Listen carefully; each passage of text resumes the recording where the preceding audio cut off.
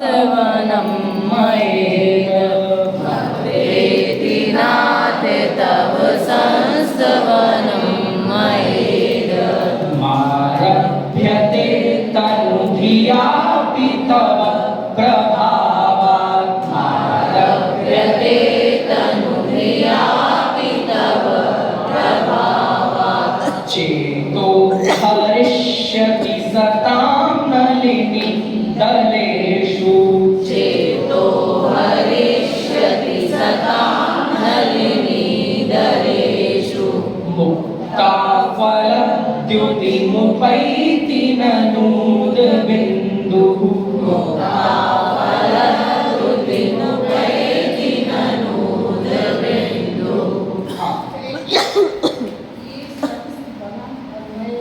अभी हंसी उड़ाएंगे कि आपने क्या लिख दिया, ये लिखना भी नहीं आता, कैसा शब्द लिखे हैं, क्या साहित्य है।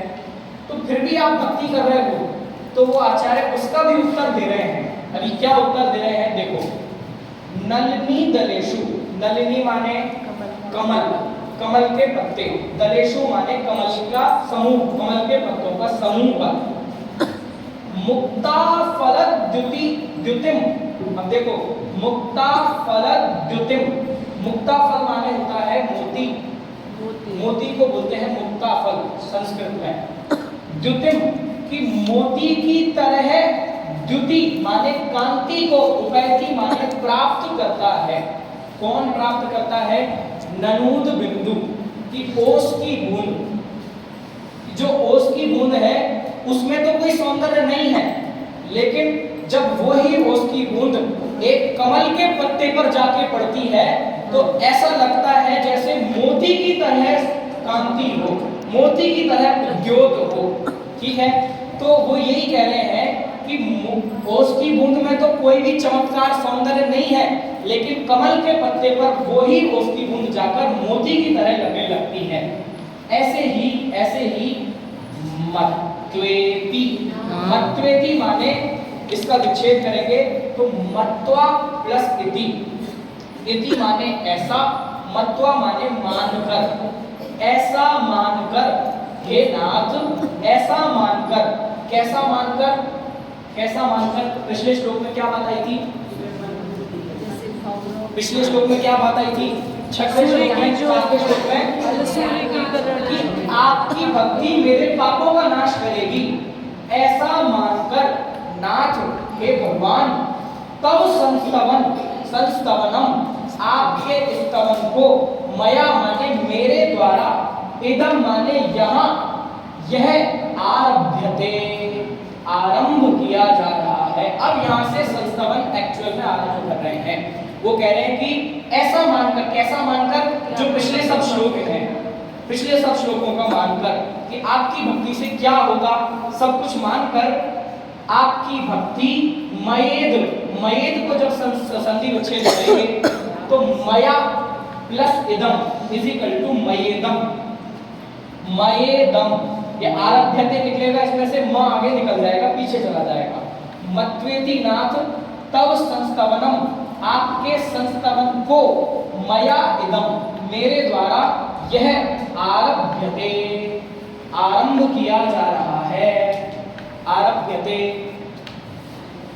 तनु धियापि तव प्रभावा, कि ये जो संस्तवन आरंभ किया जा रहा है, ये तनु माने छोटी, धिया माने बुद्धि, अपि कि कम बुद्धि होने पर भी, तव प्रभावा कि मुझ में कम बुद्धि है, ज्यादा बुद्धि नहीं है संस्तवन करने लायक, लेकिन अपि कम बुद्धि होने पर भी, तव प्रभावा आपके प्रभाव से, कम बुद्धि से छोटा स्तवन करने पर भी, चेतो हरिष्यति सताम, ये सताम माने सज्जनों के, चेतो माने चित्त को, हरिष्यति माने हरने वाला होगा।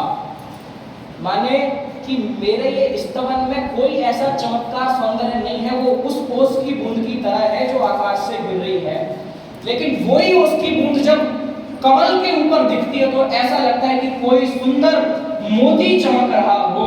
ऐसे ही है भगवान, मेरे स्तवन में कोई चमत्कार, सामर्थ्य, सौंदर्य नहीं है, लेकिन ये शब्द भक्ति किसकी कर रहे हैं, इस कारण इन शब्दों में भी चमत्कार पैदा हो गया है और ये तीनों लोगों के सज्जनों के चित्त को हरने वाला स्तोत्र होगा।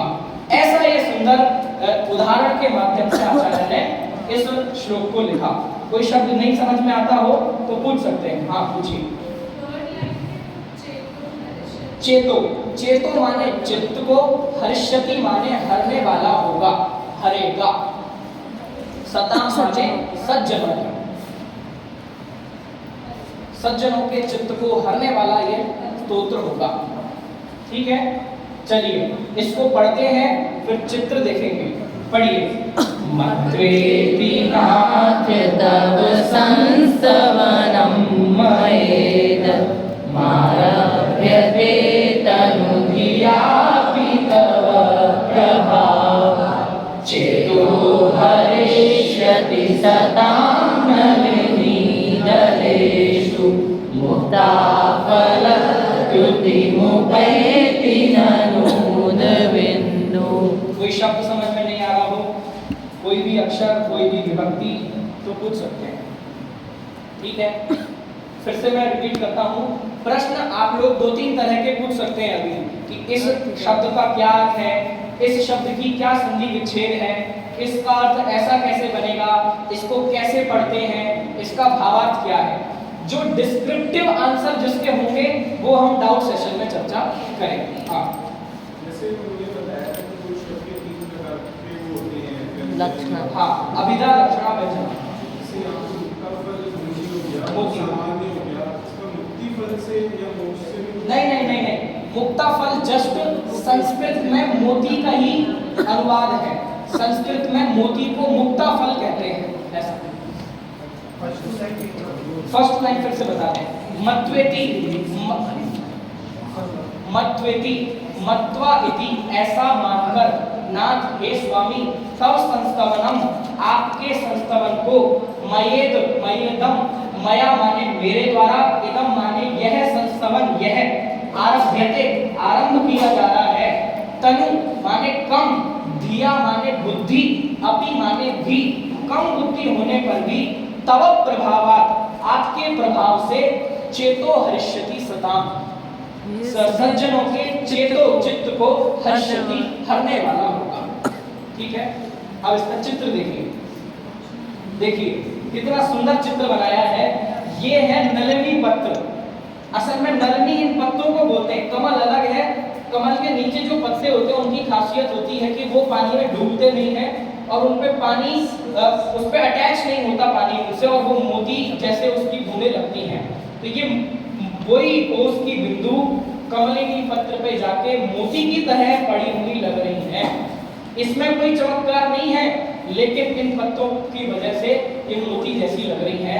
ऐसे ही है भगवान, ये जो मैं आपकी भक्ति कर रहा हूँ इसमें तो कोई चमत्कार नहीं है, लेकिन आपके प्रभाव से ये सभी सज्जनों के चित्त को हरने वाला होगा। ठीक है, बोलिए आदिनाथ भगवान की जय।